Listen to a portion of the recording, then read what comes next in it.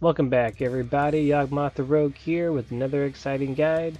Today we'll be going through Andor, just to kind of look around the dungeon and take out the final boss.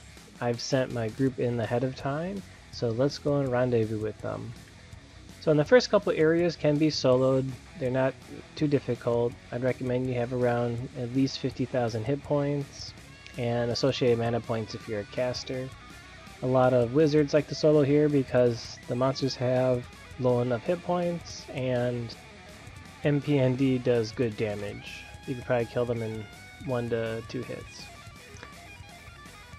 Alright, so the scary thing about monsters here is that they cast Pram and Wolfang Fist. Wolfang Fist if they get in melee range of you, and Pram at a distance. Typically, the aggressive ones are the guys in green in these little areas, and the guys that you see with no colors on them, just normal ants, are typically the non-aggressive ones.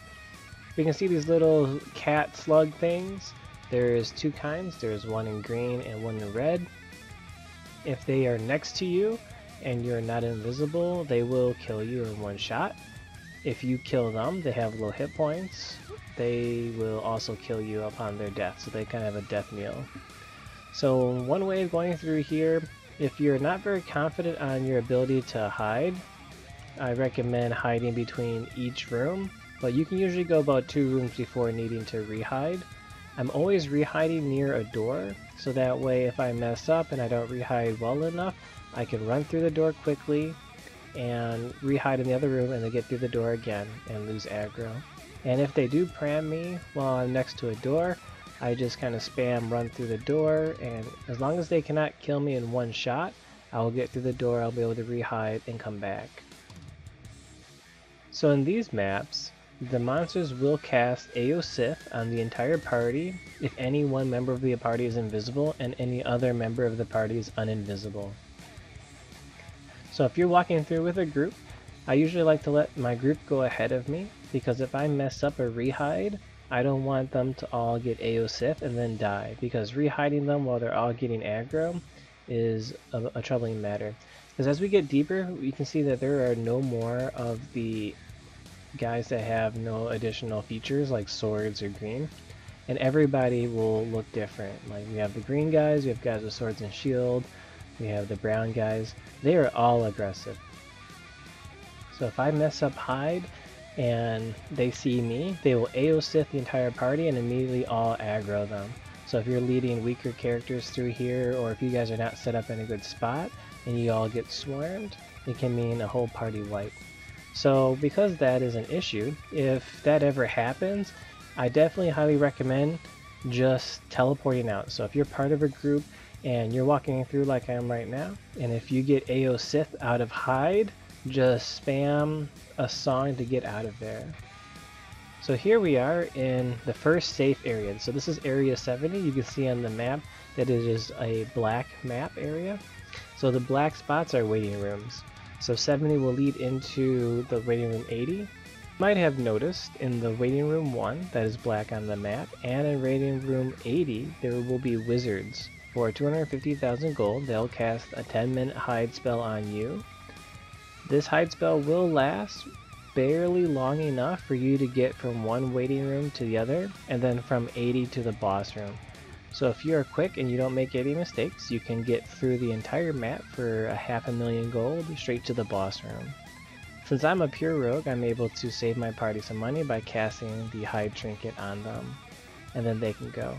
Now, since there's barely enough time to get to the end, I will need to kind of go with them, or in a very short amount of time after them, because if I take too long, the hide will wear off of them, and then they will be in trouble. I am not entirely sure if they can wait in the final boss room safely. Most people don't do that, so I'll assume not, but I don't see why you couldn't. So we are going to try to get to room 140, and hopefully if I make it in time, everybody will be safe. Usually what I tell them is that if I am unable to make it, then they should just enter the room right away. And since they'll be getting there before me, they should wait near the door to the boss room. So that way, if there's any last second issues in which we have any trouble where I'm lagging behind a little bit, then when I enter the room I can tell them go, and then they can enter the boss room. Now these second half of the section is incredibly difficult. I would not even try to solo here, aside from maybe doing poison traps, because the monsters will spam until all ends of the earth, cram every second on you. So typically I think what parties used to do was maybe bring a priest with wake scroll, or a wizard, pure wizard with disenchanter or something to hunt here, or hunt here in a somewhat methodical manner in which they stand very close to each other so they can't be swarmed, and then try to kill monsters with healers spamming heal. So it's a pretty intense area to hunt. So in this area I will make a mistake in a little bit, in which I will not be hidden, and I can show you a little bit on how to remedy that and how hard they hit. But like I said, if there's any mistake, it's better to just kind of song out. What your alternate party can do is, if they get to the final area, then they can simply log out while hide is still running and log onto an alt character and then wait for you. And then when you enter the final map as a rogue with hide, they can log in. You can use Acid Crayoterra to see them, group them, and then enter the boss area with the time left. They should be able to make it to room 140 and still have about 60 seconds worth of hide left to them. So if they get to 140 and then log out immediately and wait for you, that can be a very safe way for them to extend the duration of their safety time. You will get teleported back to an inn after 3 hours of not being logged in, so that will not have to be too big of an issue. So you can see that when I was not hidden, I just kind of ran through a door and it wasn't too bad. I was kind of a little brave. I would say it's probably better just to song out and walk back, depending on how much hit points you have. So we're almost at the final boss room, and we can kill them. Typically a rogue should be able to one-shot each of the bosses. They have under 20 million hit points, and they have dark defense.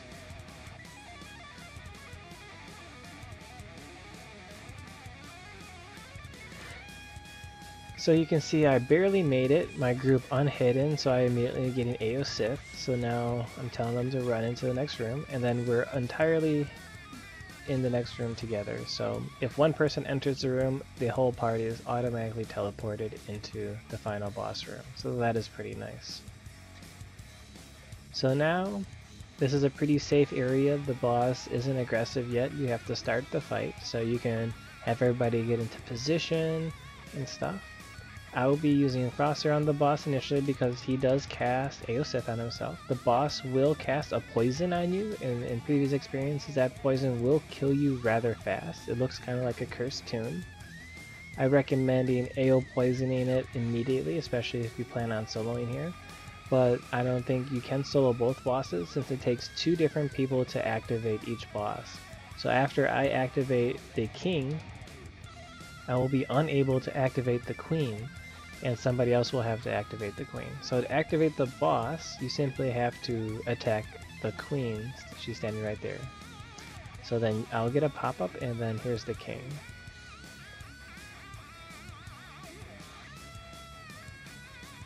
Alright, now that the boss is roughly one shot or combo, I'll wait for my skills to get off cooldown, and I will need somebody else to attack the queen again, and then she will become aggressive and be able to kill. I will not be able to do that. So as much as I want to be able to solo these bosses, I'm not able to solo both of them. So now here's the queen. She's with Frost Arrow, she's not too big of a deal.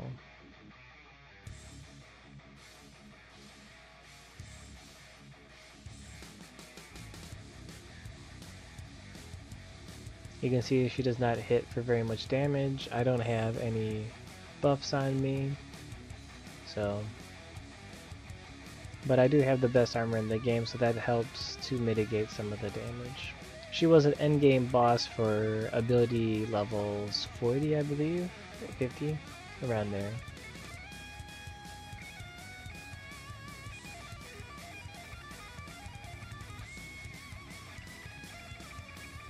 There we are, and after you've killed the final boss, it teleports you outside so you don't have to walk out. And then we get Andor chests. We should have, if you're lucky, 2 of them. Unfortunately, I only got the King's chest, I didn't get the Queen's. So thanks for watching, like, comment, subscribe, and I'll see you guys in the next video. Bye!